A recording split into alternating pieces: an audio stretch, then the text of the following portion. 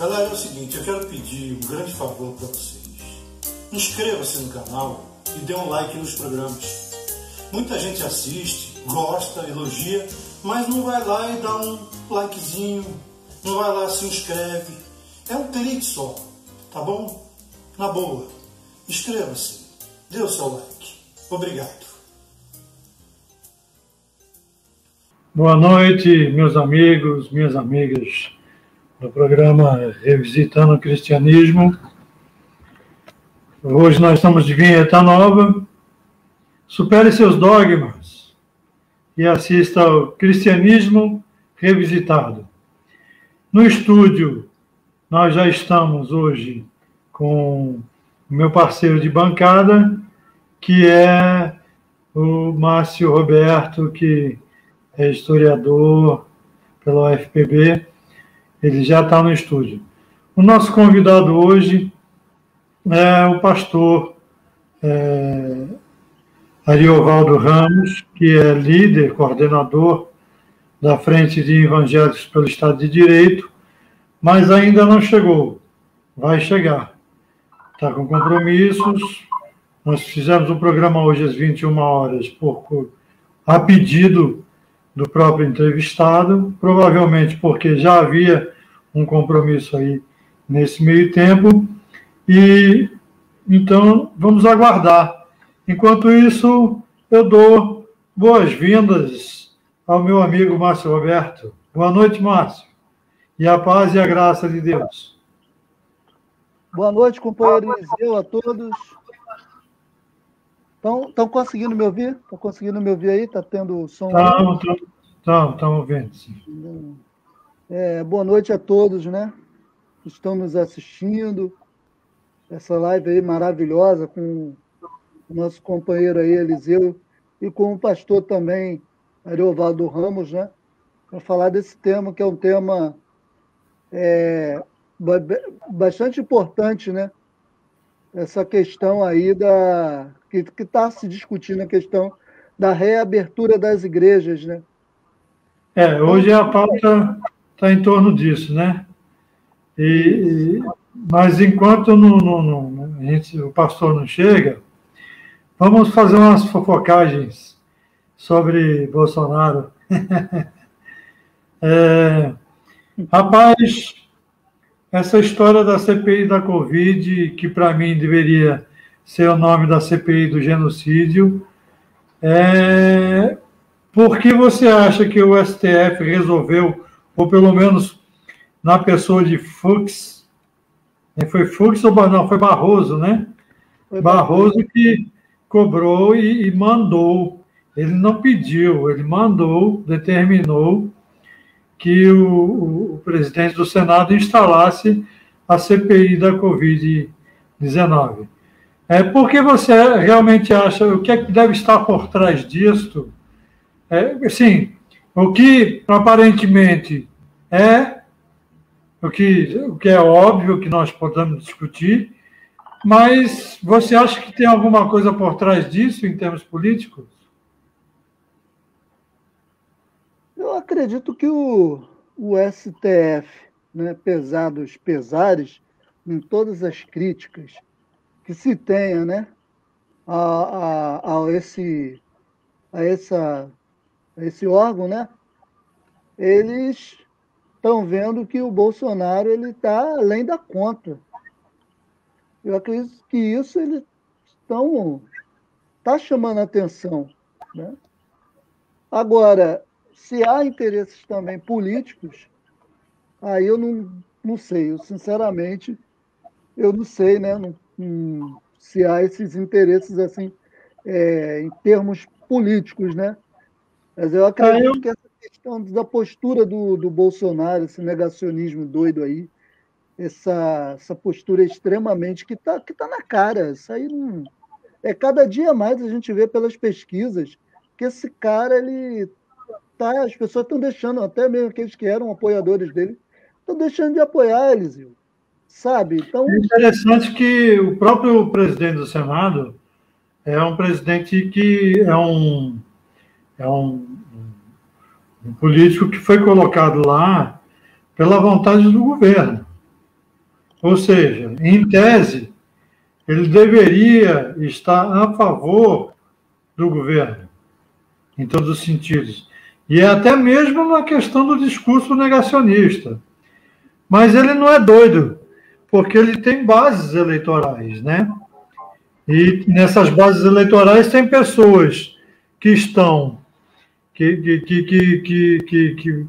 sofrendo com essa pandemia, ao mesmo tempo que dentro da base eleitoral existe um governo estadual por trás disso, né?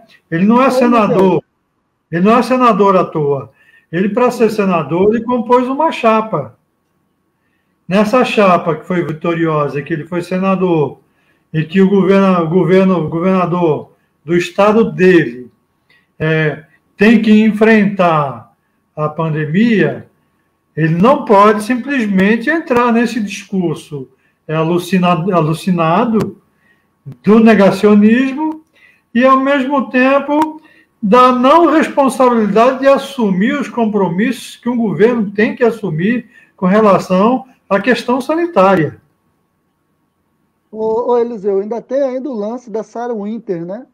Ela está falando em delação premiada e até com garantias para ela meter o pé do Brasil. Então, ela vai colocar a delação premiada dela, segundo eu soube, me parece, se eu não estiver errado, são os financiadores do movimento dos 300, do movimento contra o STF, com o movimento contra as organizações democráticas, né? Fora o STF. Porque eu não vou dizer que o STF é democrático, o STF ele faz parte. Ele faz parte da democracia, é uma instituição considerada democrática, mas as atitudes do STF desde 2016, não têm sido absolutamente nada democráticas. Até porque deixou a Lava Jato correr solta. E agora está todo mundo indignado com isso, com aquilo.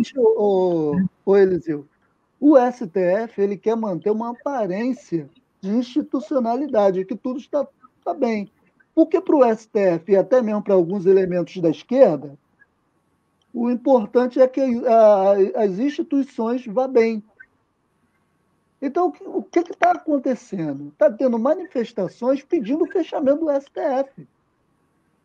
Olha, Eliseu, se o Bolsonaro estivesse fazendo algumas medidas antipovo, aprovando aí um bocado de medidas aí para ferrar com a vida do povo, mas não, ele, em algum momento, ele não desse a entender que está apoiando fechamento do Congresso e um montão de outras coisas a mais, que beira, né, que está ali dando sinal verde para a ditadura, o STF ficaria caladinho, Eliseu.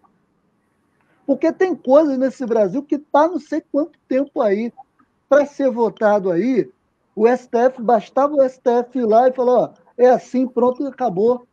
Não, e o Fachin já está querendo reverter o processo de suspeição do Moro, né? Porque ele liberou o Lula, mas para poder salvar o Moro. Agora, quem está bancando o Fachin nisso? É a Globo? Ou ele está sofrendo algum outro tipo de chantagem, né? Vamos dizer assim. Parece que o pastor está entrando. Né? Então, quer dizer, são discussões que nós vamos manter em próximos programas. E aproveitar que o pastor Ariovaldo Ramos conseguiu entrar agora no nosso estúdio. Nós estamos ao vivo. Deixa eu colocar ele já na tela. Graça e paz, pastor. Seja bem-vindo. Graça e paz. Muito obrigado. Está nos ouvindo direitinho? Estou ouvindo. Vocês estão me ouvindo também? Sem dúvida nenhuma. E é um prazer tê-lo aqui conosco esta noite. A última vez foi um tanto quanto dificultosa, porque a gente teve um problema aí de energia. E foi interessante, pastor, eu gostaria até de deixar registrado ao vivo, que nós só tivemos esse problema na minha quadra. Então, às vezes, ao vivo, nós não temos muita gente nos assistindo, porque vai para o canal e aí o pessoal começa a assistir bastante e dá muito mais audiência.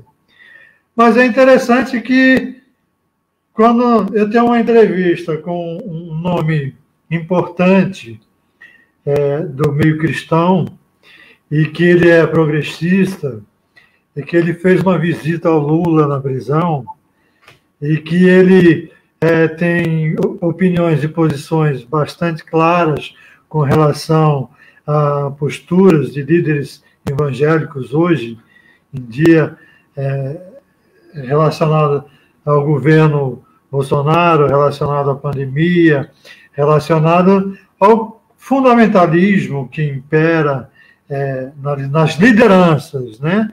Eu não vou dizer no meio do povo, porque o povo segue o seu pastor, mas as lideranças são fundamentais nesse sentido, né? Inclusive, com a decisão do STF ontem, pastor Ariovaldo, houve, aí eu já estou saindo da questão da energia, para a gente entrar no nosso assunto. Eu sei que o senhor é um homem cheio de compromissos, eu sou muito grato pela oportunidade de tê-lo aqui no nosso programa da Rádio Cristã, Rádio TV, né, Cristã agora, junto com o meu amigo historiador negro também, lá pela UFPB aqui da Paraíba. E então, antes de eu chegar então no cerne da questão, eu lhe dou as boas-vindas e lhe passo a palavra. Muito obrigado, é um privilégio estar com vocês. Para mim é um momento importante, porque eu acho que nós que estamos lutando para que a igreja evangélica perceba o que está acontecendo e seja liberta desse engano, nós temos de estar juntos, porque essa é uma batalha sem tréguas contra o nosso adversário, e é uma batalha sem tréguas contra condições que a gente nem imagina. Porque, nosso adversário, só está falando em nível espiritual ou em nível material? Em ambos os casos. Ambos os casos, porque a gente tem um adversário em nível espiritual que opera as suas maldades, mas nós temos, sem querer cair na teoria da conspiração, mas assim, a gente tem adversários políticos poderosos e que estão envolvidos num conluio. Porque o que a gente está assistindo no Brasil é um conluio. Eles são muito diferentes. Olha, então por isso a gente tem que estar junto sempre. E sabendo que a gente não pode desistir no primeiro obstáculo, porque a gente tem uma batalha árdua diante de nós o tempo todo. Então é um privilégio estar com vocês, que têm insistido, como eu e outros, nessa batalha pela elucidação da igreja evangélica, pelo aumento de nível de consciência nacional, tanto de evangélicos como de não evangélicos, porque o que nós estamos assistindo no Brasil é um crime contra a humanidade. É um genocídio. Genocídio. Nós tivemos, inclusive, decisões nesses últimos 2 dias que são muito importantes. A primeira é a nossa pauta, que determinou que cultos presenciais não sejam feitos, porque realmente seriam totalmente inadequados e só pioraria a situação e a condição da pandemia que nós estamos sofrendo, já que estamos à deriva, né? Um país à deriva. Não temos uma gestão de pandemia, absolutamente. E por falta dessa gestão de pandemia, o ministro Barroso, ele também determinou que o líder do Senado Federal, o presidente do Senado Federal, Lira, se não me falha a memória, né? Instalasse a CPI da Covid-19, que eu sugiro que mude para a CPI do genocídio. Mas é claro que eles não vão fazer isso. Sendo assim, pastor, nós que somos evangélicos, somos cristãos, e somos cristãos de igrejas bastante tradicionais e bastante conservadoras, né? Necessariamente, fundamentalismo, na minha opinião, não quer dizer que seja conservador. Fundamentalismo ele aparece de diversas maneiras, tem várias faces e várias roupagens e tudo mais. Mas nós temos um fundamentalismo conservador no Brasil, que hoje é o que sobrou da base de apoio do que nós chamamos de presidente chamado Bolsonaro. E hoje mesmo nós tivemos uma reunião de pastores junto com com o famoso Magno Malta, que ele é famoso em uma série de questões, fazendo uma oração em favor do Bolsonaro por conta da instalação da CPI da Covid e por conta da instalação dos cultos presenciais. A minha primeira pergunta, e depois eu vou passar a bola para Márcio, é uma pergunta que inclui pelo menos 3 perguntas. Mas para não ficar lhe interrompendo e deixar o senhor falar à vontade e fluir à vontade, eu vou tentar colocar numa sequência lógica, de modo que não haja nenhum tipo de esquecimento ou alguma coisa. Se houver, não tem problema, porque isso faz parte, estamos ao vivo, e ao vivo todas as falhas são possíveis e factíveis. A primeira o senhor concorda que não devamos ter cultos presenciais, e por quê? A segunda,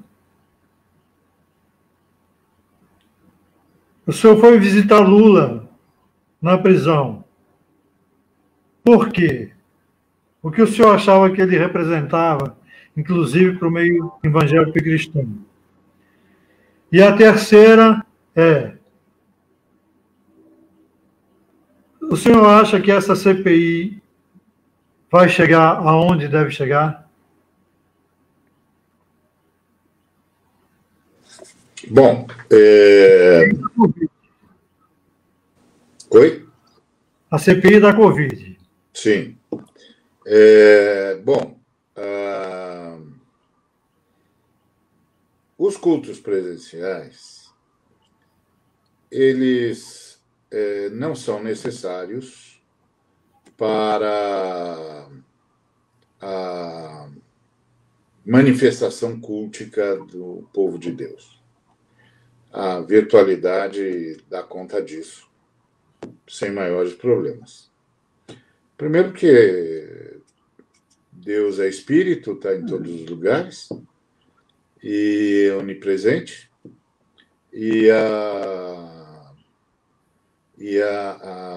os verdadeiros adoradores de Cristo adoram o espírito em verdade. Então, pode ser em qualquer lugar, em qualquer hora. Se não fosse assim, as igrejas, os países onde não há igrejas por imposição do Estado, não haveria culto ao Senhor. E que não é verdade. E os irmãos que estão presos por amor à fé não cultuariam o Senhor, o que não é verdade, eles cultuam. Então, essa insistência no local, ela nem faz sentido. Os cristãos já são uma comunidade virtual desde sempre, porque a gente se comunica por meio do Espírito Santo, oramos uns pelos outros, e o Espírito Santo também nos instiga à intercessão. Então, nós sempre tivemos um quê de virtualidade. E agora, a questão dos cultos presenciais é porque nós estamos em tempos de pandemia, né? E essa pandemia é causada por um vírus de fácil transmissão e cujo isolamento é o único recurso que a gente tem para evitar ou para diminuir drasticamente essa transmissão ou essa transmissibilidade desse vírus.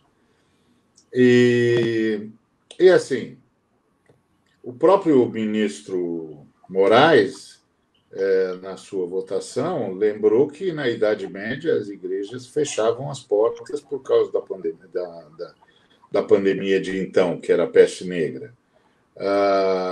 O Lutero, o grande reformador, Martinho Lutero, tem uma nota dele fechando os cultos presenciais por causa da pandemia de então. Ou seja, não é a primeira vez que a humanidade enfrenta a pandemia, não é a primeira vez que, por causa de uma pandemia, a gente tem de tomar medidas excepcionais. Então, essa crise das igrejas evangélicas, desses líderes, precisa de maior explicação. Precisa de maior explicação, porque nunca foi ponto pacífico e ponto nevrálgico do culto cristão. Como eu disse, na Idade Média as igrejas fecharam as portas por causa da pandemia. Lutero, no século XVI, fez a mesma coisa e aconselhou a ser assim, por causa da pandemia. Então, e assim, o pessoal diz que o Estado está fechando a igreja. Não, o Estado não está fechando a igreja. O Estado tinha dado a governadores e prefeitos a prerrogativa de tomar as medidas necessárias para conter a pandemia. E, dentre essas medidas necessárias, estava o isolamento social, mais máscaras, mais álcool gel, enfim, todos os cuidados necessários. Que são muito eficientes, inclusive. Exatamente. Então, os governadores receberam essa autorização do Supremo Tribunal Federal, por uma questão lamentável, que o presidente da República não estava colaborando com a vitória sobre a pandemia, com o enfrentamento da pandemia. Muito pelo contrário, o presidente da República estava colaborando com o vírus, não estava colaborando com a gente. Então, os governadores e prefeitos estavam numa situação desesperadora por uma única razão. Os prefeitos é que administram os mortos. E os governadores e prefeitos administram os hospitais. Os hospitais estão superlotados, estão em colapso. O sistema funerário está superlotado, está em colapso, não tem mais vala para enterrar ninguém. Quem administra isso? Oi? Falta caixão. Então, falta caixão. Então, quem administra essa crise hospitalar? Quem administra essa crise funerária? Os prefeitos e governadores. E aí os prefeitos e governadores começaram a gritar para o presidente: escuta, se não for tomadas medidas de precaução, isso aqui vai ficar impossível. É impossível, porque você está aí em Brasília, mas a gente está aqui na calçada dos munícipes, que as pessoas moram no município. Nós estamos aqui na calçada deles e eles estão na nossa calçada e as pessoas estão morrendo e a gente é que tem de administrar os mortos. A gente não tem mais lugar para enterrar, a gente já não tem mais lugar no hospital, a gente já não tem saco plástico para embalar os mortos, a gente não tem mais ambulância, a gente não tem ambulância, a gente não tem. Está morrendo muita gente está internada, as pessoas estão morrendo na fila enquanto aguardam um leito de UTI. 500 pessoas em algumas regiões. Não tem. Então, tem de parar tudo aquilo que pode disseminar o vírus e, portanto, recrudescer a pandemia. Então, todos os eventos que provocarem aglomeração têm de ser cancelados, evitados, proibidos.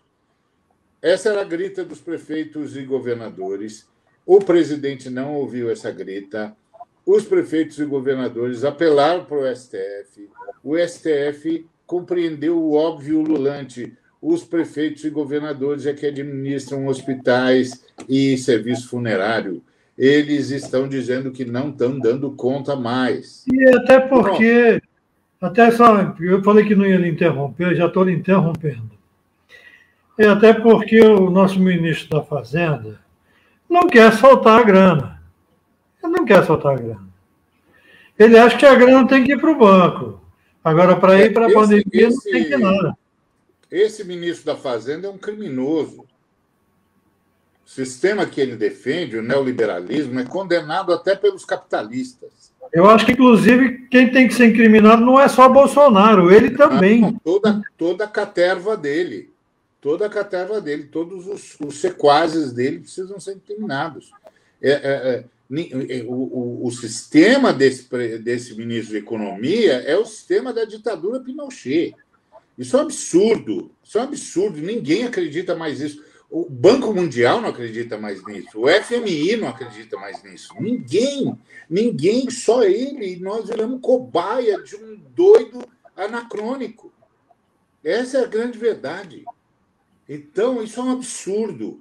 Então, os pastores reclamarem de fecharem suas igrejas para evitar aglomeração só mostra o quanto esses pastores e líderes abandonaram Jesus Cristo. Jesus Cristo é o pastor que deu a vida pelas ovelhas. Qual é o Deus deles agora? Pois é, esses pastores estão cobrando a vida das ovelhas para benefício próprio. É simples assim, porque não tem outra explicação.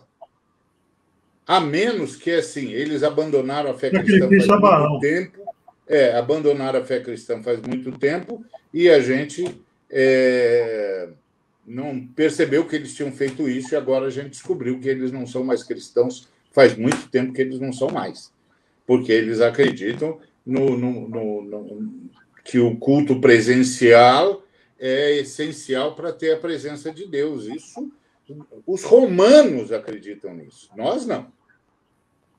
Os romanos acreditam nisso, bota lá a luzinha vermelha da presença do Espírito Santo, acredita que a Eucaristia é o corpo de Cristo sendo moído de novo e o sangue de Cristo sendo derramado de novo. Nós não.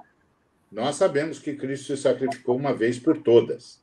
Portanto, nossa ceia é memorial. E os próprios romanos admitem que podem isso está escrito, né? Em memória do meu corpo, memória de mim. É memória, exatamente. Então não tem explicação.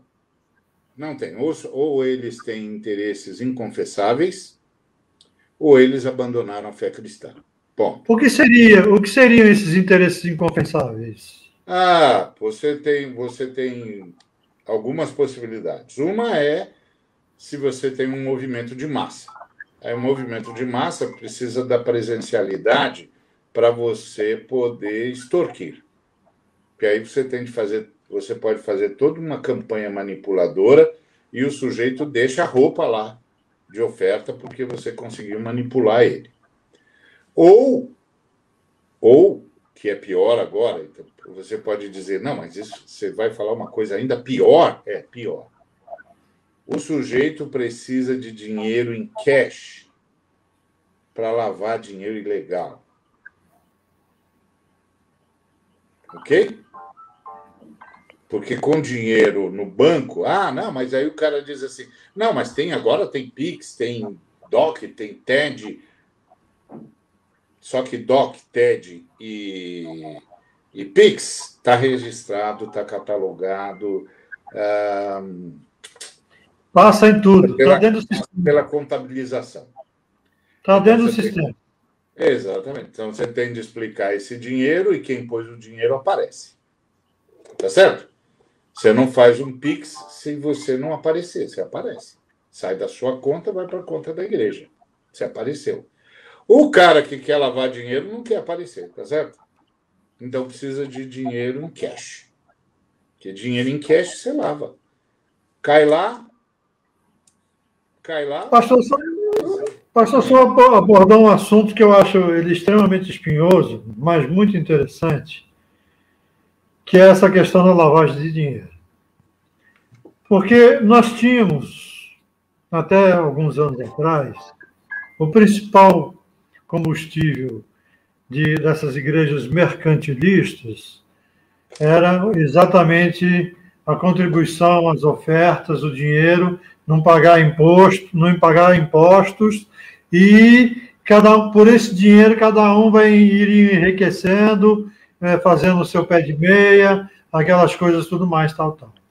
Mas apareceu esse fato novo, de alguns anos para trás, que é recente, não é tão antigo, que é exatamente a lavagem de dinheiro. E nós temos um movimento hoje nos morros do Rio de Janeiro, que ele é, para mim, uma coisa que me surpreende. Até hoje eu não tenho como assim, fazer uma radiografia correta disso tudo, que é o chamado tráfico de Cristo. Primeiro que eu não sabia que Cristo traficava. Está entendendo? Foi a primeira vez que eu soube que Cristo traficava. Eu vou até perguntar se ele tem um natural lá para mim, de primeira linha, alguma coisa assim. Com todo respeito. Mas a gente tem que brincar com coisas sérias, mas falando seriamente. Então, eu quero fazer uma pergunta que talvez... O senhor falou em teoria da conspiração, eu acho que conspiração, primeiro, não é teoria, é fato. A conspiração existe, ela está aí e ela é praticada todos os dias, a todos os momentos. A nossa esquerda é que precisa acordar. Está entendendo? Então, assim, o senhor acha que pode existir alguma relação, mesmo que a gente não tenha nenhuma prova, nunca se ouviu falar de nenhuma coisa relacionada, nada relativo, mas eu acho que possa, em algum momento, a gente ainda descobrir alguma relação entre a lavagem de dinheiro dentro da igreja e o tráfico de Cristo? Quer dizer, eu não tenho dúvida. Ele está no pé da pirâmide, o tráfico de Cristo, né? Ele não está em cima. Eu não tenho dúvidas disso. Não tenho dúvidas. Falo isso com o coração compungido. Compungido. Me perdoe se eu lhe coloco em alguma situação mais difícil. Não, eu falo isso com o coração compungido. Eu não tenho dúvidas de que isso aconteça. Isso acontece no Rio de Janeiro, está a olhos vistos. Não precisa nem mais fazer nenhum esforço para demonstrar isso. Os próprios traficantes já o demonstram quando criam um complexo de Israel, etc, etc, etc.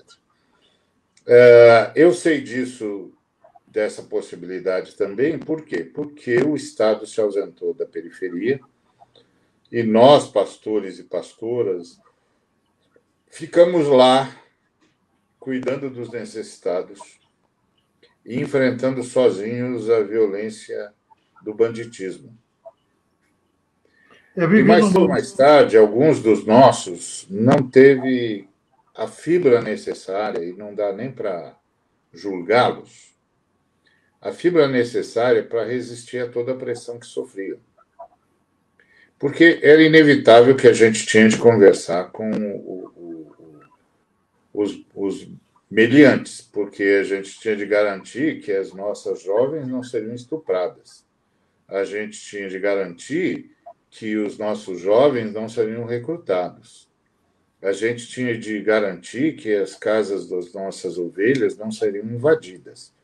O Estado não estava lá. O Estado não está lá faz muito tempo. Eu vivi no Morro 7 anos. Então não sabe disso tão bem ou melhor do que eu. Não tinha jeito. Não tinha jeito. A gente tinha de dizer, conversar e conversar e conversar. Alguns de nós teve sempre fibra para dizer, ó, é o seguinte, não conte conosco com a sua atuação, não conte conosco para o seu modo de ganhar a vida. Não conte conosco. Nós vamos, inclusive, fazer tudo para que as nossas crianças nunca sigam vocês, inclusive os seus filhos. E a gente, eu me lembro, a Vinde tinha um trabalho em Acari, no Rio de Janeiro, no complexo de favelas ali, e o Caio, que era o presidente, o líder da Vinde, teve de conversar com os bandidos. E ele teve a fibra necessária, todos nós estávamos ali na mesma luta, estávamos juntos lá, fazendo acontecer aquele movimento, e ele teve a fibra de dizer para os meliantes, olha, nós vamos fazer isso, está aqui, fica tranquilo, isso aqui não vai ser um posto policial, isso aqui é para cuidar dos necessitados, dos carentes, etc., inclusive dos seus filhos. Agora é o seguinte, nós não vamos cooperar com vocês.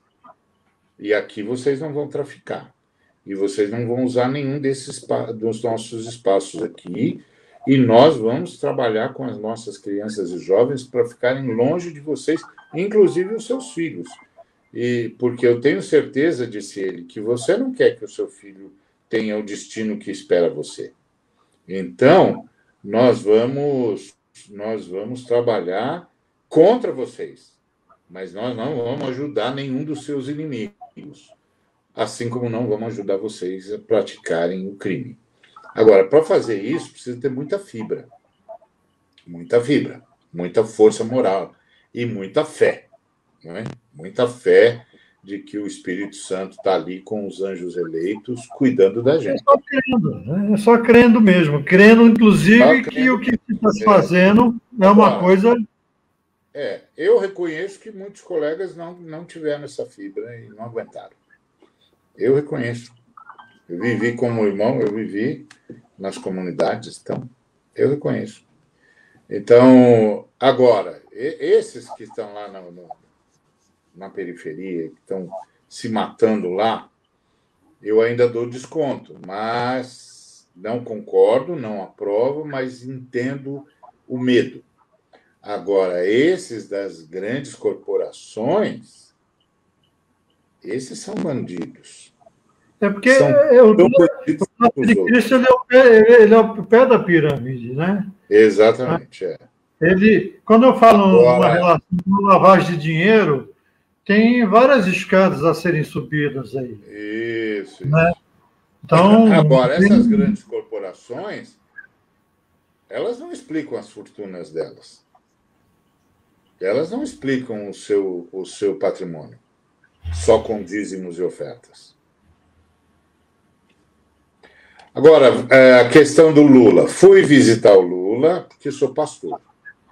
Ponto. Porque pastor tem de visitar quem está preso mesmo. Jesus disse que era para fazer isso. Quem estiver preso tem de ser visitado. E tem de ser cuidado. Então, fui visitar o Lula porque sou pastor e fui convidado a ir e aceitei o convite imediatamente porque Jesus disse que era para fazer isso. Agora, em relação ao Lula, eu não tenho dúvidas de que o Lula foi perseguido. Foi perseguido politicamente, que a prisão dele era uma prisão política. Ninguém conseguiu provar nada contra o Lula. E o Estado Democrático de Direito reza que todo mundo é inocente. Chama-se presunção de inocência. Todo mundo é inocente até que se prove o contrário. Na minha perspectiva, em nenhum momento se provou qualquer das acusações sofridas pelo Lula.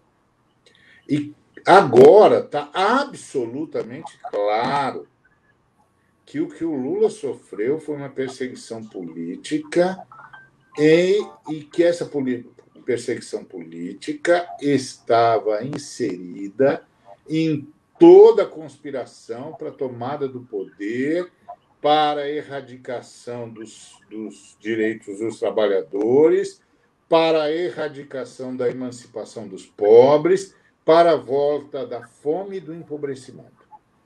Eu não tenho dúvida sobre isso, nenhuma. O que me angustia é ver pastores e pastoras concordarem com esse assassinato em massa, com esse empobrecimento em massa, com a perda dos direitos por parte dos trabalhadores e trabalhadoras. Isso me assusta, isso me angustia. Na verdade, isso me causa revolta. É que, na verdade, não são pastores, são condutores ao matadouro. Exatamente. Esses colegas estão trabalhando para Satanás e não para Jesus Cristo. Eles conduzem dias ao matadouro. Exatamente. Então, eu fui. Primeiro iria, de qualquer maneira, porque os presos devem ser visitados e assistidos espiritualmente. Ponto. Segundo, porque eu não tenho dúvida nenhuma de que eu estava diante de uma prisão política. Não tinha dúvida nenhuma. Injusta. Isso aqui é uma perseguição política com o objetivo de destruir o Brasil. Em terceiro lugar, eu fui lá porque o Luiz Inácio Lula da Silva representa os milhões de pretos e pretas e empobrecidos que são perseguidos pelo poder discricionário da polícia e julgados por suas condições sociais e pela cor da sua pele. E é notório que houve muito menos assassinatos de negros e negras ou pretos e pretas no governo Lula e Dilma do que está havendo agora. É óbvio, porque primeiro que com o governo popular, você tinha ações eficazes para a redução do empobrecimento e para a distribuição de renda e para o acesso à educação, à moradia e às condições mínimas necessárias de transporte, e tinha pleno emprego, com salário mínimo que tinha ganho em relação à inflação e, portanto, conferia poder de compra ao trabalhador e à trabalhadora, coisa que, desde o golpe de Estado, não acontece mais. Sem salário mínimo com poder de compra, não há emancipação e erradicação da pobreza. Não há emancipação do empobrecido, nem erradicação da pobreza.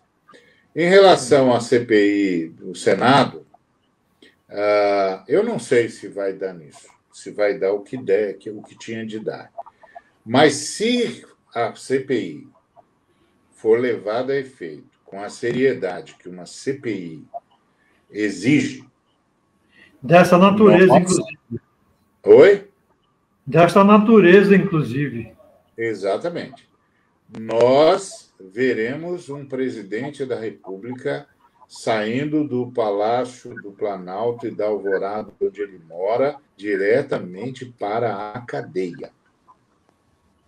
Se a CPI for realmente levada a sério, nós vamos assistir à prisão do presidente da República e de outros ministros de Estado como criminosos, que é como eles já passou da hora. Exatamente, que é como eles têm se portado. Eu não tenho já passou da hora. De que, se a CPI for séria, nós vamos assistir isso.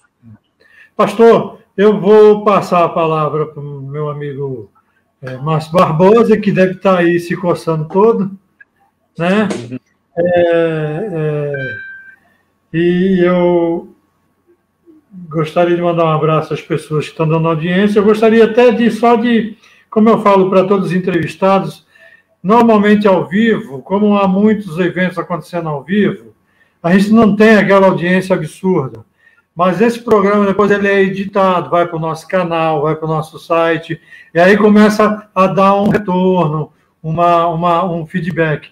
E eu sempre vou lhe deixando a par desse feedback, viu, pastor? Porque eu acho importantíssimo a sua posição política, espiritual, para que as pessoas entendam que evangélicos não são só aqueles que eles estão acostumados a ver por aí, não.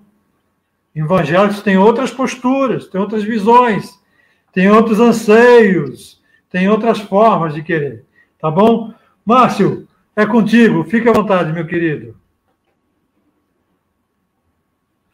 Boa noite, né?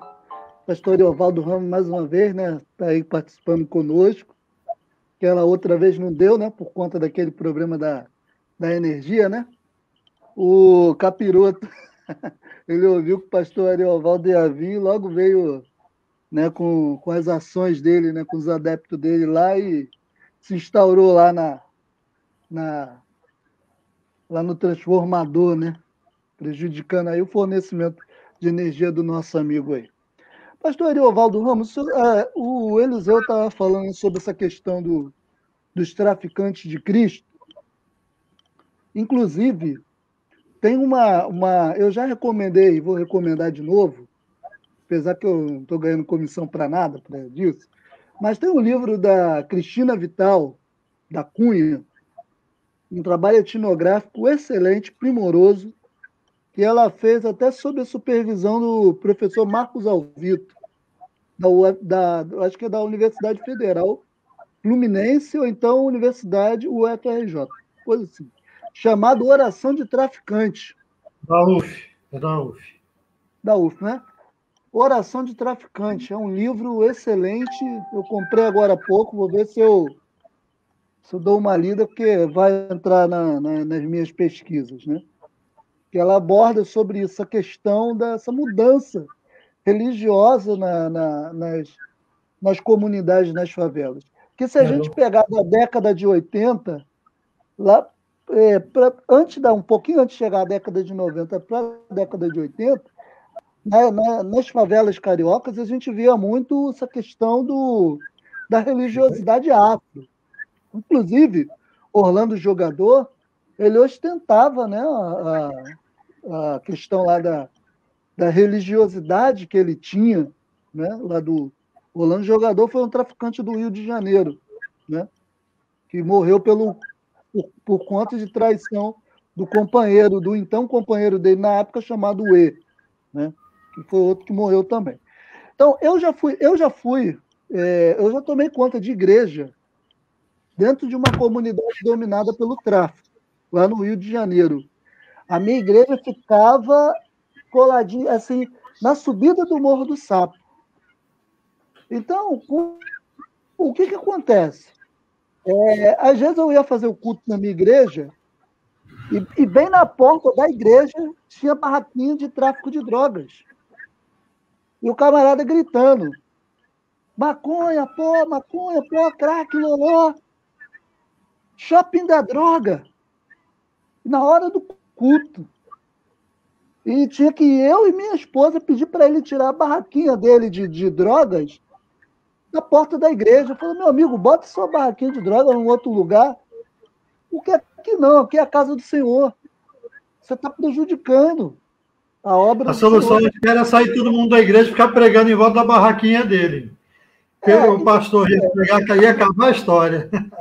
E acontecia também, pastor Eovaldo Ramos, que às vezes eles davam um ganho, né, como eles dizem, né, a linguagem desde lá, em caminhões de Casa Bahia ou de casa de som, que vende coisas de som, e um dia desse um certo dia foi lá, né, querendo dar um microfone para a igreja.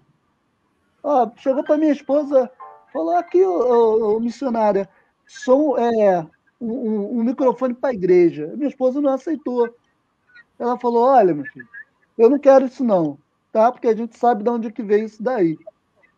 Ela falou, se eu comprar com o meu dinheiro e der para a igreja?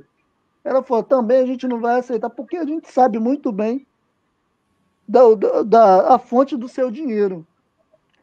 Então, veja, o senhor estava comentando sobre essa questão das favelas, da negociação, né? E isso isso é uma coisa que a todo momento o pastor evangélico, principalmente das periferias, eu não estou falando desses grandões aí da vida, eu estou falando daquele pastor mesmo da periferia, que está ali na boca do lobo, que, como eu, por exemplo, quando eu estava saindo de uma mini vigília da igreja da irmã Fabiana, da missionária Fabiana, eu e o André, a gente saindo, né, que hoje ele é evangelista e dirige uma igreja também, a gente saindo de uma mini vigília, veio o traficante para a gente, o rapaz estava lá comercializando droga, pediu para o André fazer a oração para ele, e o meu amigo foi fazer a oração, e ele lá, né, teve aquela coisa, né, o que a gente fala de manifestou, né, e o outro companheiro dele querendo passar o fogo nele ali, falar, não, aqui na boca que prevalece é Jesus, aqui é Jesus purinho, ia matar o outro. Aí meu colega teve que suspender a oração, não, ele já está bem, já, coisa e tal. Então, quer dizer, essas são coisas que a gente passa e que a gente presencia, é que a gente também, o pastor, que é uma coisa que eu quero trazer aqui, às vezes é muito fácil para algumas pessoas e alguns acadêmicos, pessoas que estão de fora, é pura e simplesmente falar traficantes evangélicos. Será que esses traficantes que se diz evangélico, não é porque ele foi um dia e ele deixou de ser, mas ele, vamos dizer assim, uma linguagem que o povo pentecostal usa muito, né?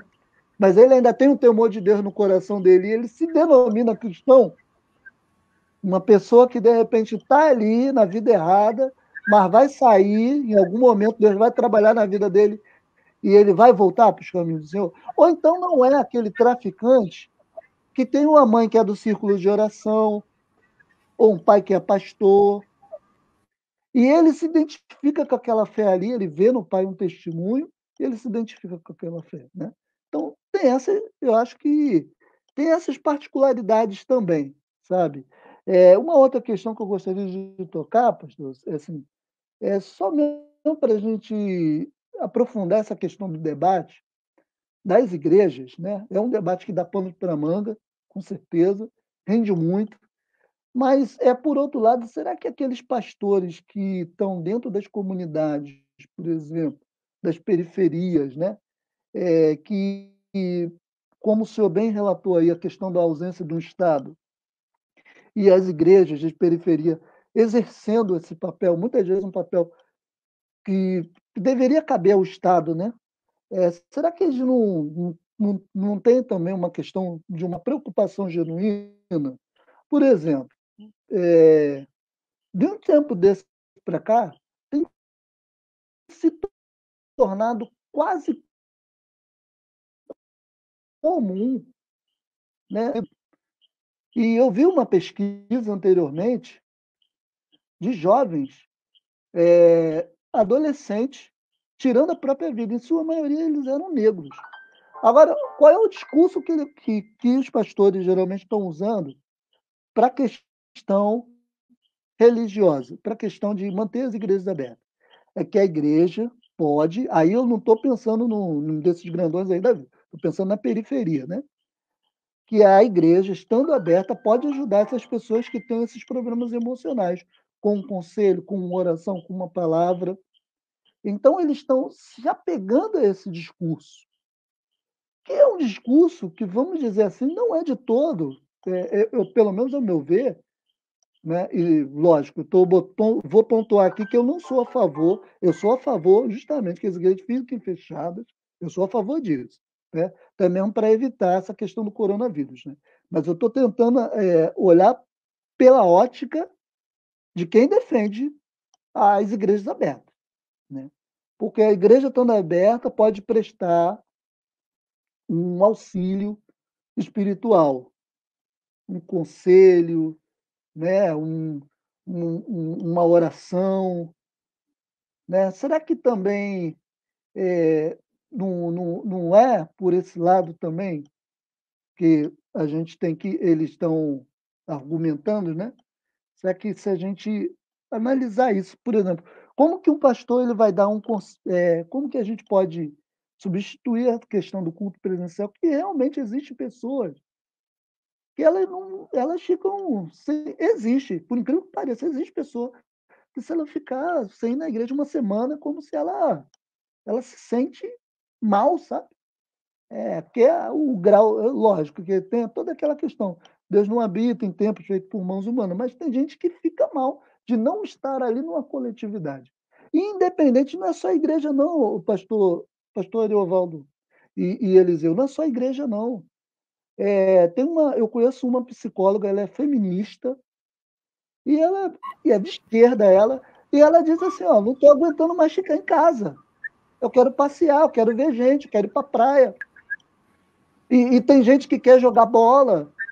Aí eles argumentam o seguinte, olha, a igreja tem que ficar fechada, mas em compensação o transporte público fica lotado. Né? Só É uma contradição. É uma contradição.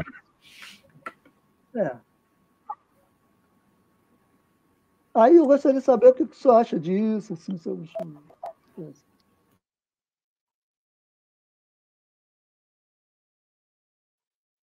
Está fechado. O senhor está sem microfone. A prescrição é para cultos públicos e é temporária. Tá certo? Não é para sempre, é temporária. E até que a vacinação venha. Então, logo a vacinação vem, acabou, não precisa mais. Vamos ter a segunda dose, o camarada vai esperar 14 dias, está imunizado, ele pode ir para onde ele quiser. Vai manter ainda os contatos, os cuidados, mas pode ir para onde ele quiser. Então, até que venha a vacina. Então, a gente, ao invés de estar forçando a barra em relação a abrir a igreja para os cultos públicos, a gente tinha de estar forçando a barra para que a vacinação seja otimizada. Nós estamos com o foco errado, porque essa proibição de aglomeração não é para sempre. Ninguém quer a proibição de aglomeração para sempre, porque a economia depende da aglomeração em muitos casos. Supermercado, show, futebol, andar na rua, compras, etc. Todo mundo precisa fazer isso. Só que agora não dá, porque se a gente fizer isso, a gente morre. Ou a gente corre um grande risco de morrer e de contaminar um montão de gente. Aí a pergunta é, mas até quando a gente vai ter de aguentar essa proibição? Até a vacinação. Então, na verdade, nós não devíamos estar preocupados com a necessidade de isolamento social ou com a necessidade de evitar aglomeração. Nós devíamos estar ocupados com a vacinação. Nós tínhamos de estar no pé do Estado, do presidente, do governador, do prefeito, exigindo vacinação já, exigindo e cobrando e pedindo a quem de direito que se explique por que é que nós não temos vacina suficiente para todo mundo. Porque ninguém quer 350 mil mortos, ninguém quer 4.200 mortes por dia, ninguém quer. E assim, já tem gente da minha família que morreu, tem gente próxima de mim que está contaminada. Eu não quero a morte deles, eu não quero a morte de ninguém. Eu perdi concunhado, eu não queria perder meu concunhado. Então, aí, o que eu faço? Eu fico bravo porque o hospital não conseguiu dar para o meu concunhado todo o tratamento que precisava, porque estava cheio de problemas com oxigênio, com isso, com aquilo, ou eu fico bravo com o Estado brasileiro que não cuida da infraestrutura dos hospitais e com um presidente que se recusou a comprar vacina e já podia ter imunizado todo o país. Com quem que eu fico bravo? Essa é a pergunta. Porque esse negócio... Oi? Esse negócio não vai parar enquanto todos nós não formos vacinados. E nós temos de ser vacinados. Agora, a gente não é vacinado por quê?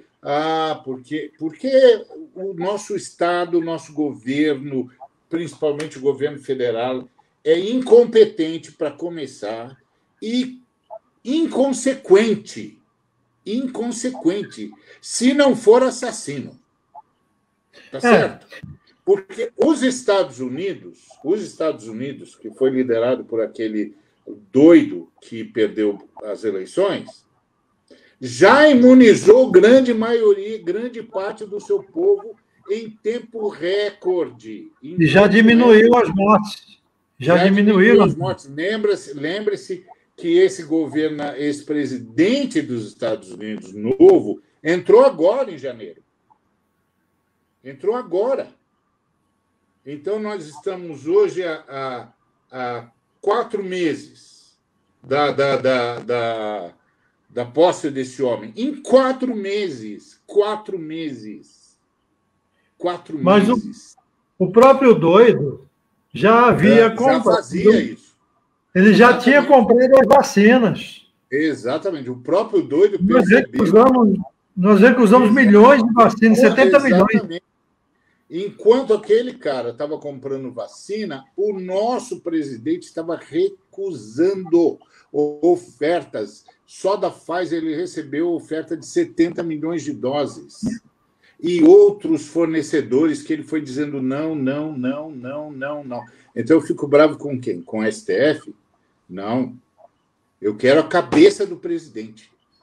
Eu quero a cabeça do presidente. E tenho certeza que todos aqueles que perderam suas famílias também querem. Na bandeja. Eu quero ele na bandeja. Eu quero que ele perca o poder e que suba imediatamente alguém que compre as vacinas, que invista na ciência.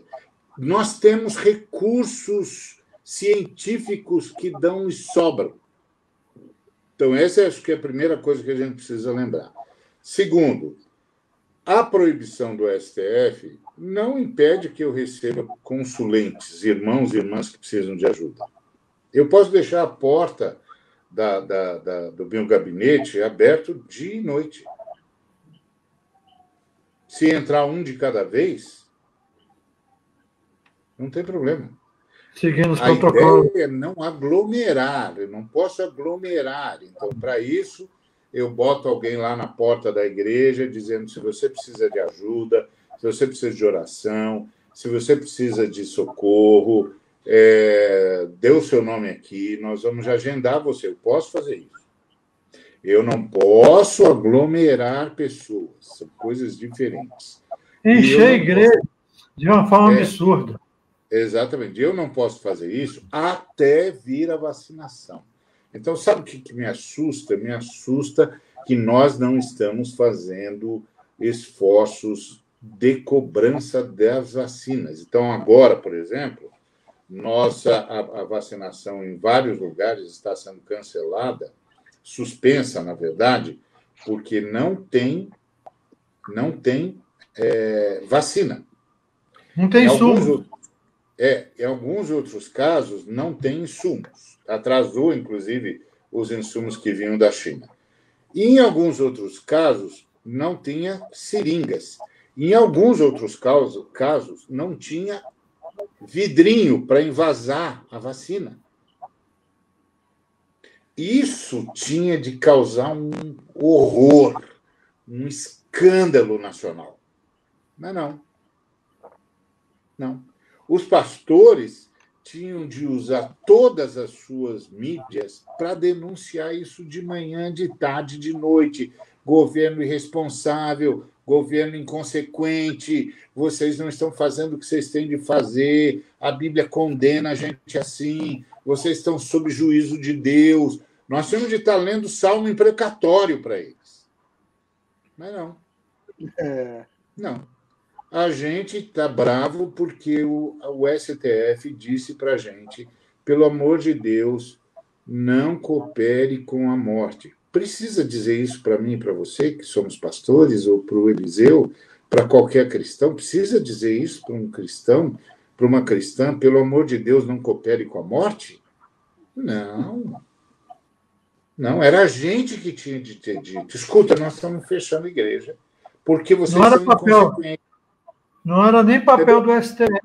Ele foi obrigado a fazer, porque senão não tem fim. Não tem fim, exatamente. Então, isso para mim, isso que me assusta. Isso me assusta, de coração, isso me assusta. Primeiro, porque eu continuo aconselhando pessoas de manhã, de tarde e de noite. Eu faço isso via virtual, eu faço isso por telefone, e, eventualmente, quando o caso é mais grave, mais tenso e mais denso, eu chamo a pessoa para um encontro pessoal, com todos os cuidados, porque a ideia é não aglomerar. Então, 1 a 1, com a distância razoável, com álcool gel, com as máscaras, dá para fazer. O que não dá para fazer é 10, 20, 30, 40, 100, 200. Não dá, irmão. Não dá, vai morrer você vai morrer. Então, eu fico assustado mesmo. Eu estou assustado não com o STF. Eu estou assustado com o STF de fazer isso para pastores terem... Deixa eu só complementar uma questão do pastor, que tem a ver com o que você falou. Coisa rápida, Márcio. Eu acho que é a vacina e a educação do povo. Uhum. Porque a vacina só não resolve tudo. Então, o que acontece? Você acabou de me dizer, Márcio, que tem uma amiga sua que está cansada do isolamento e quer fazer isso, quer fazer aquilo, quer fazer uma série de questões. Eu acho isso extremamente... não querendo aceitar uma realidade que se impôs independente de qualquer questão, que é a realidade da pandemia. E é bíblico. Se a praga vem, fecha suas portas e deixa a praga passar. Isso está nas Escrituras. Então, se está nas Escrituras, já é um ensinamento muito antigo. Como o próprio pastor Ariovaldo disse, não é a primeira vez que se tem uma pandemia. Então, para mim, um fato importante que falta nessa questão é uma coisa que chama-se gestão da pandemia. O STF foi obrigado a assumir um papel que ele não precisava, mas porque um governo se recusa a assumir um papel que é dele. E o STF foi provocado por um ministro do STF que foi fazer um jogo político, inclusive julgando contra o próprio STF, porque o STF já tinha liberado governadores e prefeitos para administrar a pandemia, já que o presidente da República não faz. Então, que os governadores e os prefeitos façam. Então, esse ministro, o senhor Cássio, ele julgou contra o STF, inclusive monocraticamente, e sem autoridade necessária para isso. E é interessante que a própria expressão dele, como um jurista do STF, um juiz da Suprema Corte, não combina com... Por exemplo, Alexandre de Moraes não está lá há muito tempo, mas ele já tem uma expressão jurídica com muita propriedade do Supremo, que é uma característica do Supremo. Não estou defendendo tradicionalismos, não, estou defendendo você assumir uma identidade, é uma evolução, porque você tem a linguagem do cara quando é advogado, do cara quando é um juiz de primeira instância, de segunda, tal, do STJ. Quando você chegar no Supremo, a própria expressão jurídica muda. Não a essência, mas a forma de expressão, de expressar. E esse cara não conseguiu assimilar, porque ele não está dentro do Supremo. Ele está ali... Vai ter de aprender isso ainda, né? Eu acho que ele não vai aprender, porque ele não está ali para isso. Ele está ali para outro objetivo. Está para outro objetivo. Bom, de qualquer maneira, o que eu queria complementar rapidamente para te dar a oportunidade, Marcelo, é o seguinte. Eu acho que falta essa gestão da pandemia, a vacina. Por exemplo, nós tivemos um problema com a Oxford agora. Ela está provocando trombose nas pessoas com determinadas sensibilidades, não se sabe quais são ainda, então se está se estudando, aquelas coisas todas. Eu, por exemplo, eu tive um caso aqui da minha sogra, está sofrendo, até está tomando injeção na barriga para não sofrer trombose.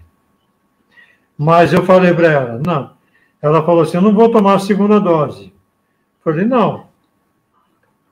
Se você passou a primeira, a segunda você tira de letra e você está se protegendo em termos de medicamentos. Então pode tomar a segunda dose. Porque isso é tranquilo.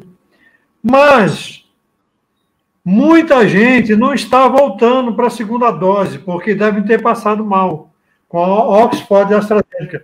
Por um acaso, inclusive, foi uma vacina que Bolsonaro praticamente não falou contra. Não comprou, mas não falou contra. Falou contra a Coronavac, falou contra a Sinovac, falou contra a Sputnik, falou contra várias outras vacinas que têm até eficiências melhores. Até contra a Johnson, a vacina da Johnson Johnson, que é a Janssen, que é só uma dose, ele falou contra. Então, quer dizer, essa CPI, ela tem que investigar comportamento presidencial de gestão da pandemia, no sentido da vacina, que devia já estar para todo mundo, e eu concordo em gênero e grau, mas também no trabalho que o governo já tinha que ter feito de educação do povo. Ele não fez. Ele fez o contrário. Ele incentivou o povo a se aglomerar. Ele incentivou o povo a não usar máscara. Ele incentivou o povo a não ligar. Ele começou a negar. É um governo negacionista. É verdade. Então, na minha opinião, isso agravou fundamentalmente todo o processo de enfrentamento à pandemia, mesmo antes da vacina. E acho que Bolsonaro... eu concordo em gênero e grau. Bolsonaro tem que sair algemado do Palácio do Planalto. É impossível. Se a CPI for séria... Eu gostaria de responder também ao Márcio em relação à questão das drogas. Então, eu entendo, Márcio, também essa angústia das pessoas, mas essa angústia tem de se voltar numa luta pela vacina.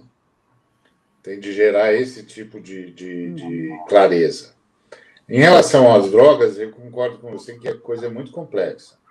Primeiro porque a questão das drogas foi ideologizada. No começo, a droga era puro banditismo, depois, na ditadura, quando eles, para não serem acusados internacionalmente de prisão política, puseram os revolucionários junto com os bandidos comuns. E os revolucionários, obviamente, fizeram um grande trabalho de conscientização ideológica naqueles que estavam presos com eles.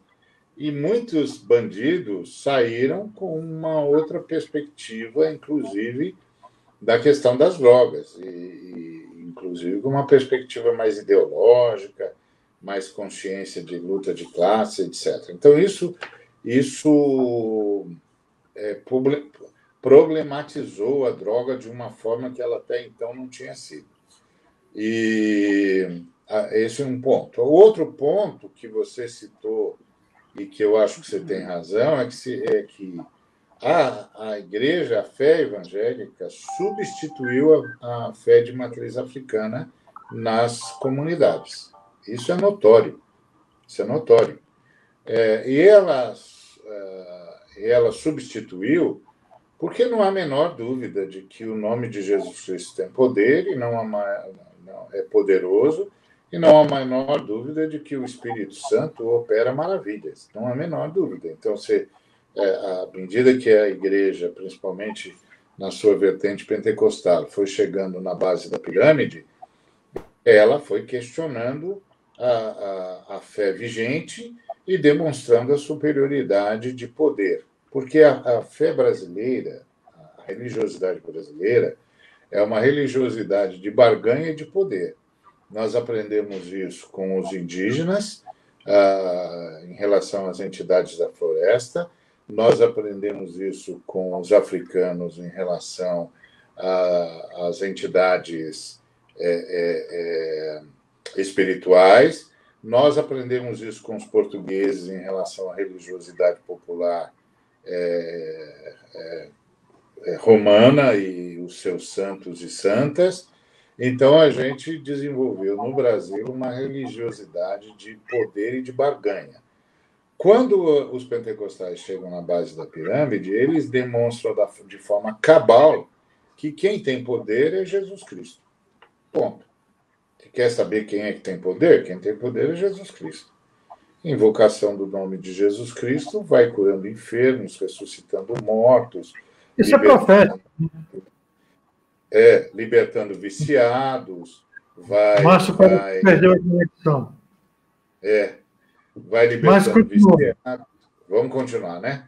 Então, vai libertando viciados, vai operando a libertação conquistada por Jesus Cristo na cruz. Então, à medida que o poder do nome de Jesus vai manifestando a libertação conquistada por Jesus na cruz e na ressurreição, as pessoas vão mudando de paradigma religioso, o que não é diferente para o sujeito que está envolvido com a droga. Além disso, você ainda tem o fato de que a ideia do poder, a mudança de que o poder migrou para Jesus Cristo, vai afetar diretamente aqueles que precisam de poder para sobreviver. É óbvio. Antes eles iam na religião anterior em busca de um corpo fechado. Aí eles descobrem que quem protege mesmo é Jesus. E aí eles começam a pedir para Jesus proteção. Tá certo? Aí a gente Jesus diz assim, assim... Deixa eu fazer uma pergunta, pastor. Jesus... Essa é uma pergunta capciosa. Jesus protege um traficante no meio de um tiroteio? Jesus protege qualquer um que pedir ajuda. Não estou questionando questões de predestinação ou daquele que vai ser... Não é isso que eu estou dizendo. Eu estou dizendo assim... Sim, eu entendi. Só porque ele disse que é traficante de Cristo, ele está protegido? Como é isso? Não, Jesus não existe essa ideia do traficante de Cristo. Não existe. Agora, Jesus protege seres humanos. Abençoa seres humanos e socorre seres humanos. Eu digo para Jesus, você não pode abençoar esse cara porque ele é traficante. Aí ele diz para mim, eu posso abençoar o seu pastor que é ladrão? Como é que faço? Eu posso abençoar o outro irmão seu que é milionário e que vive de exploração dos trabalhadores? Malafaia. Eu posso protegê-lo? Acho que não tem melhor exemplo do que o Malafaia. E o irmão que vive de exploração do trabalhador? Eu atendo ele ou não atendo? Então, peraí, vamos começar pelo começo. Todos pecaram. Ponto. E carecem da glória de Deus. Ponto. Jesus abençoa quem ele quiser abençoar, e toda a bênção de Jesus não é um aval para o tipo de vida que o sujeito está vivendo. É uma demonstração para esse sujeito que, se ele quiser, ele pode se arrepender, que tem salvação para ele, porque Jesus não faz acepção de pessoas. Então, ele pode se arrepender, que Jesus vai aceitá-lo e vai transformá-lo e vai curá-lo. Mas em termos doutrinários, em termos doutrinários, tudo bem, ele é salvo uma vez, ele é protegido uma vez. Não, mas Jesus não protege os salvos. Jesus protege os seres humanos. Não, eu entendi. O que eu estou querendo dizer é que é o seguinte, eu estou falando especificamente sobre exatamente esse personagem. É isso que eu quero dizer. Por isso que é capcioso. Porque eu estou falando exatamente sobre isso. Eu entendi essa colocação. Como eu já usei muitas drogas na vida, eu já fui drogado, eu lidei com muito traficante, eu tive no Morro Dona Marta, dei aula 7 anos lá, e eu conheço muito bem como é que funciona, pelo menos na época, hoje tem algumas diferenças, claro, tal, mas por isso que me surpreendeu muito essa questão do traficante de Cristo. Então, assim, quando você fala em traficante de Cristo, você está falando de um traficante que se converteu, que foi justificado pela graça, pela fé, e que tem, a partir daí, a proteção de Cristo. Mas continua traficando e matando, assassinando também. Quer dizer, eu não acredito que ele essa seja... minha questão, essa é a questão... eu não acredito que eles sejam convertidos. Não, eu não acredito que eles sejam convertidos. Eu acredito que eles mudaram os paradigmas religiosos. A conversão é novo nascimento, é drástica, é profunda, é transformadora e é inimitável. Eu não acredito que eles tenham sido protegidos, não. Convertidos, não. Porque eu não acredito nessa conversão que os evangélicos passaram a ensinar, porque, na minha opinião, não é isso que as Escrituras ensinam. As Escrituras ensinam um novo nascimento. Quem nasceu de novo recebe a semente divina, e a semente divina o tira do pecado. Então, eu não acredito que eles se converteram. Então, não há manifestação do nascimento de uma nova criatura aí, né? Absolutamente, né? Então, eu não acredito em conversão. Não acredito que eles são de Jesus. O que eu acredito é que eles só declaram isso. Eles só declaram isso, mas não são. Exatamente. Eu acho que eles mudaram matam, assassinam. Religiosos. Eles mudaram os paradigmas religiosos, passaram a pedir mudaram a narrativa, né? Isso. Não acredito na conversão deles. Não acredito que eles nasceram de novo. Porque, para mim, é muito importante o senhor dizer isso. Por isso que eu chamei. É muito importante. O caráter de Cristo. O novo nascimento traz o caráter de Cristo. Eu não acredito que eles nasceram de novo. Mas eu não tenho dúvidas de que eles mudaram o paradigma religioso. Aliás, alguns dos pastores que são citados entre nós, eu não acredito que eles nasceram de novo. Eles não têm nenhum sinal de novo nascimento. Eles têm o sinal de terem mudado os paradigmas religiosos. Até porque cresceram numa família evangélica, são filhos de evangélicos, e aprenderam a ser evangélicos do mesmo jeito que qualquer um que nasceu em qualquer religião aprendeu a religião dos seus pais. Isso não é novo nascimento. Novo nascimento é um encontro pessoal com Jesus Cristo que necessariamente traz o caráter de Cristo para a pessoa, leva a pessoa a manifestar o fruto do Espírito. Isso é novo nascimento. É a marca de Cristo que você assume, né? Exatamente. É a marca de Cristo e é a transformação humana. Exatamente. Não tem nada a ver com paradigmas religiosos. Paradigmas religiosos. Então, por exemplo, se eu tivesse nascido... É muito importante.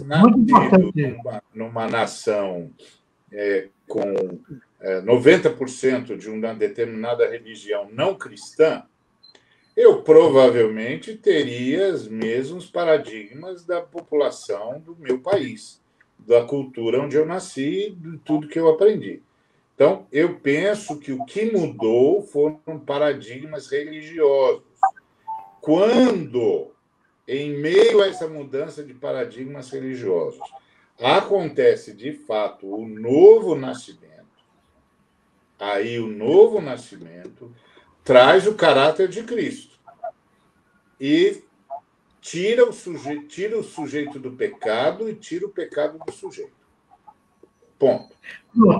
Para encerrar, Márcio, o horário já está estourando um pouquinho. Foi muito importante, acho que, esse esclarecimento, pastor, porque é fundamental para as pessoas que estão ouvindo, principalmente para os crentes. Principalmente para os crentes, mais do que para quem não é crente. Principalmente para os crentes, que confundem e podem achar esses crentes aí são meio estranhos. O senhor entende bem o que eu quero dizer, mas eu estou falando quando eles falam de nós. Isso. Quando falam de mim, como crente, como do senhor, como pastor, como de Márcio.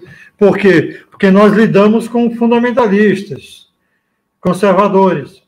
E isso é fundamental que se esclareça que nós não deixamos de ser conservadores, não deixamos de não deixamos de conservar a fé, de conservar a essência, né? Nós, em absoluto, nós só estamos entendendo que a mensagem de Cristo está sendo distorcida, né? Essa coisa. E falar nisso, pastor, para a gente encerrar, parece-me que Márcio também depois dá um passeio, e já daqui a pouco ele volta. Para encerrar, e a nossa frente de evangélicos? Vai bem, graças a Deus, tem crescido. Estamos bastante engajados agora com a solidariedade, porque tem muita gente com fome. Estamos participando junto com mais 200 ONGs numa campanha chamada Tem Gente com Fome, Dá de Comer. Isso está sendo mais aonde? Está no Brasil todo. Ou está no Brasil? Está sendo Oi? Está no Brasil todo. É uma campanha nacional. Uma campanha nacional. Chama Tem Gente com Fome, Dá de Comer. E nós estamos participando dessa campanha também, arrecadando cestas básicas para distribuir. Agora, por exemplo, daqui a pouco nós vamos distribuir uma quantidade expressiva de cestas básicas.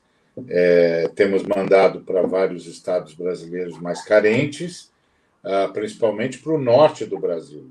A situação na região norte está muito difícil, muito difícil. 18% da população da região norte está em estado de carência alimentar, de insegurança alimentar. Então, nós estamos correndo atrás dos estados do norte com prioridade, porque lá o índice é muito maior do que no restante do país. Mas também temos distribuído para várias partes do país, porque não há nenhum lugar do Brasil onde a fome não se faça sentir hoje. Então... Era bom, Oi? Né, pastor? Tem um mapa desse trabalho na página, né, da frente. Isso. Que nós, inclusive, nós como jornalistas, podemos divulgar isso, porque é fundamental. A frente ela é um nome fundamental na questão progressista do meio evangélico, né? Mas, enfim, eu gostaria de encerrar. Na verdade, não gostaria de encerrar absolutamente nada. Eu conversaria com o senhor a noite toda. E exatamente, Márcio, que eu ia... Márcio, você diga as suas considerações finais, que nós vamos encerrando o programa.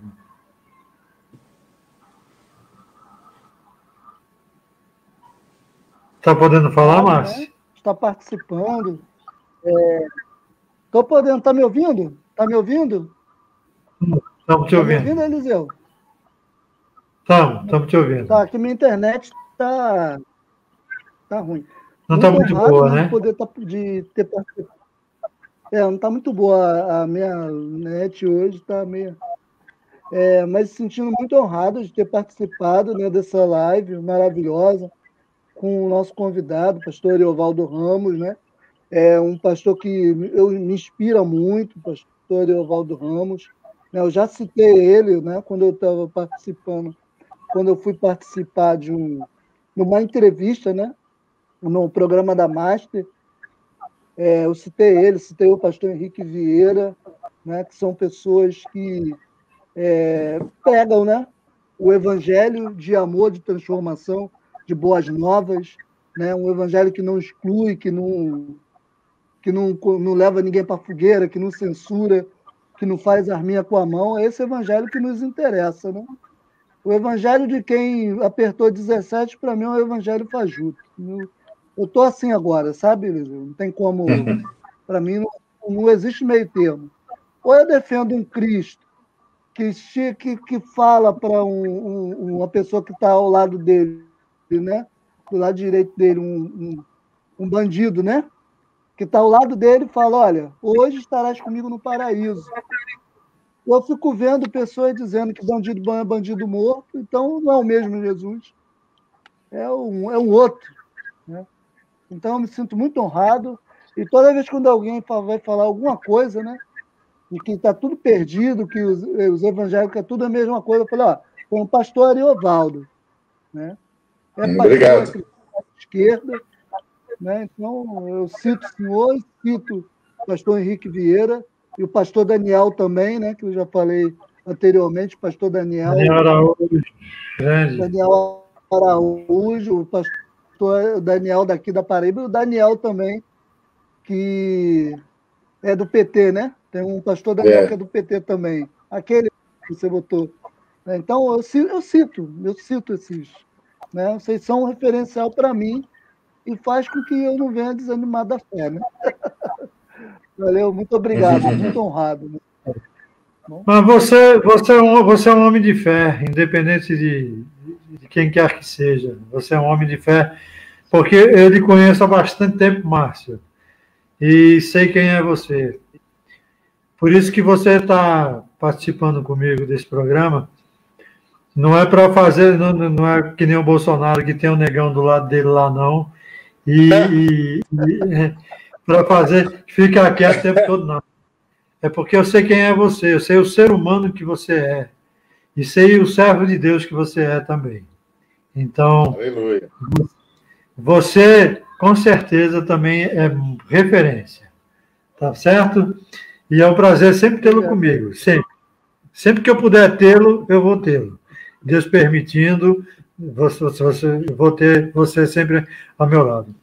Pastor Ariovaldo, palavras são palavras. A última vez eu fiquei tão triste, tão frustrado, que eu fiz uma oração a Deus, falei: Senhor, o que é que me atacou hoje que eu não consegui fazer uma entrevista com um pastor que eu estava querendo fazer há tanto tempo, e eu não tinha oportunidade de fazer nada, um programa, uma rádio, alguma coisa, porque eu vivia envolvido com uma série de questões.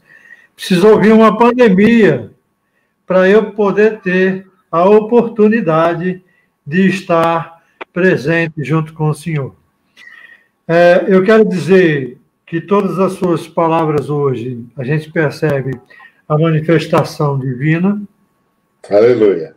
Não é uma coisa à toa para um homem aparecer.